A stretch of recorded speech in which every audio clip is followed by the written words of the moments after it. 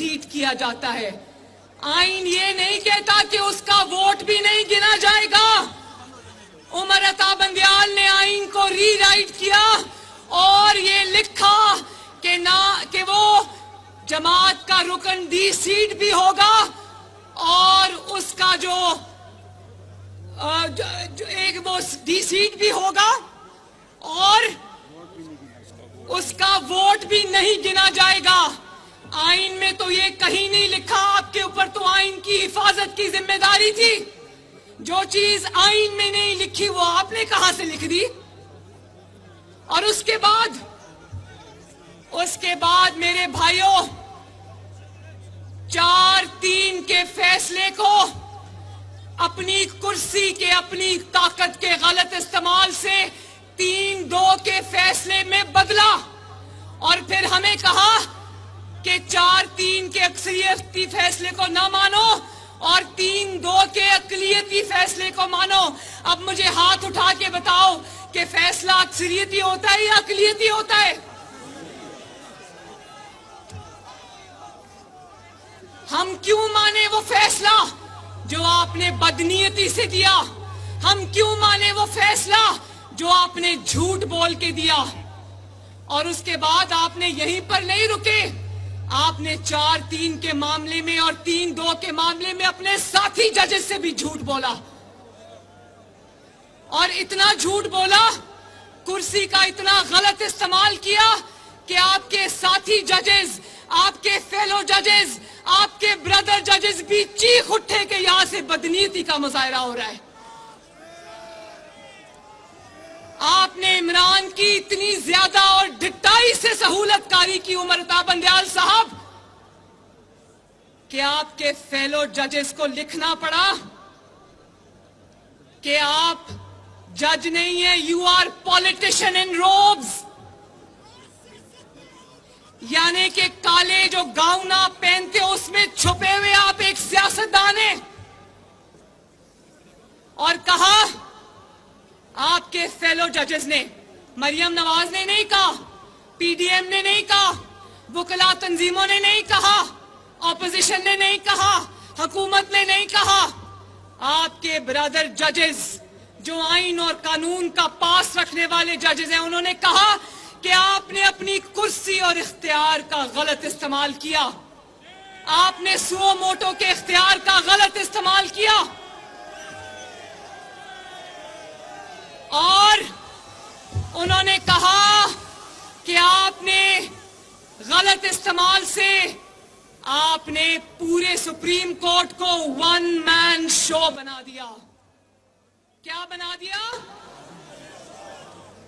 और आपने इतनी ईमानदारी की, इतनी सहूलतकारी की, आइन और कानून का इस ढिठाई से कत्ल किया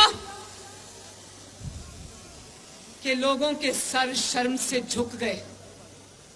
पहली बार आपकी इस ईमानदारी की वजह से पहली बार सुप्रीम कोर्ट जैसी मुकद्दस अदालत में, सुप्रीम कोर्ट के अंदर इस वक्त बगावत की सी सूरत हाल का सामना है।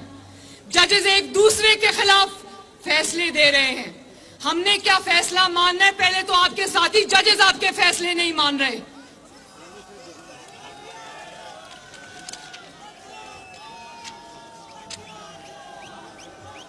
और उस फैसले के नतीजे में आपने हमजा शहबाज शरीफ की हुकूमत तोड़ दी और प्लेट में वो हुकूमत रखकर तहरीक इंसाफ को पंजाब में पेश कर दी, जबकि आप जानते थे कि ये हुकूमत आप जिसके हाथ में दे रहे हैं वो असेंबली तोड़ेगा।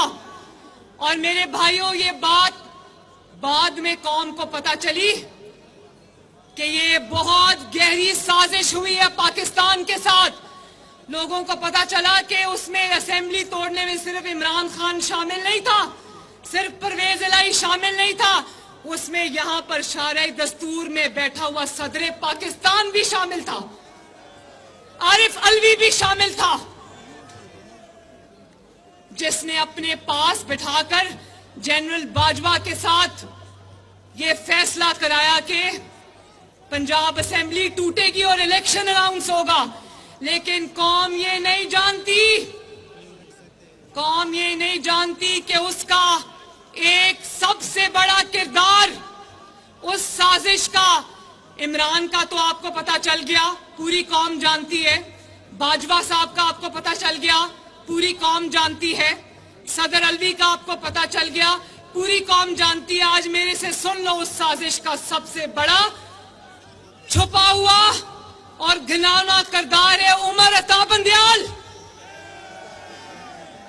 जिसने जाहिर है असेंबली तोड़नी थी, तो उससे पूछा गया ना कि असेंबली तोड़नी है तो तुम इलेक्शन दोगे। उसने कहा बेफिक्र हो कि असेंबली तोड़ो, मैं तुम्हें इलेक्शन दूंगा। और कल इलेक्शन होना था 14 मई को। मैं उमर अता बंदयाल से पूछती हूं, अवाम इतनी बेचैन थी इलेक्शन के लिए, तो कल अवाम निकली क्यों नहीं वोट डालने के लिए? अगर उमर अता बंदयाल साहब के कहने पे कल इलेक्शन होता, तो मेरे भाइयों नंबर 1 पे कौन आता? नंबर 1 पे आता सर पे पहनने वाली कूड़े वाली बाल्टी। नंबर 2 पे कौन आता? टांग वाला प्लास्टर। नंबर 3 पे क्या आता? नंबर 3 पे आती व्हील चेयर। और रनर अप कौन होता? ऑक्सीजन मास्क, जिसको गिरफ्तारी होते ही ये लोग ऑक्सीजन मास्क मुंह पे लगा लेते हैं।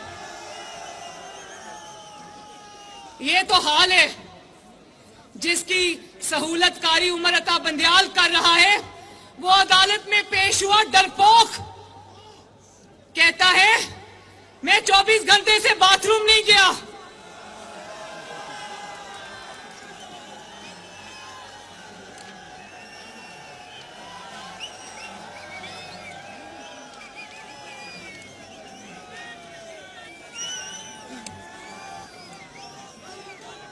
मेरे भाइयों, इंतशार की आग जमान पाक से कम लगी है, उमर अता बंदयाल के दफ्तर से ज्यादा लगी है। इस फितने ने, जिसका नाम इमरान खान है, शर्म आती है कूड़े वाली बाल्टी का नाम लेते हुए भी। इस शख्स ने असेंबली तोड़ी, नाकाम हुआ। इस्तीफे दिए, नाकाम हुआ। लॉन्ग मार्च किया, नाकाम हुआ। जेल भरो तहरीक चलाई, नाकाम हुआ। और कौन मदद को आया? कौन आया मदद को? मैं भी सुनूं। आवाज नहीं आई। कौन आया मदद को? कौन? उमर अता बंदयाल साहब सुने, कौम को बताने की जरूरत नहीं। उनको पता है कि जब 2016 का लॉकडाउन नाकाम हुआ, तो वो जो अंदर छुप के बैठा है खोसा, साकिब निसार, तो आज मुंह दिखाने के काबिल नहीं है ना।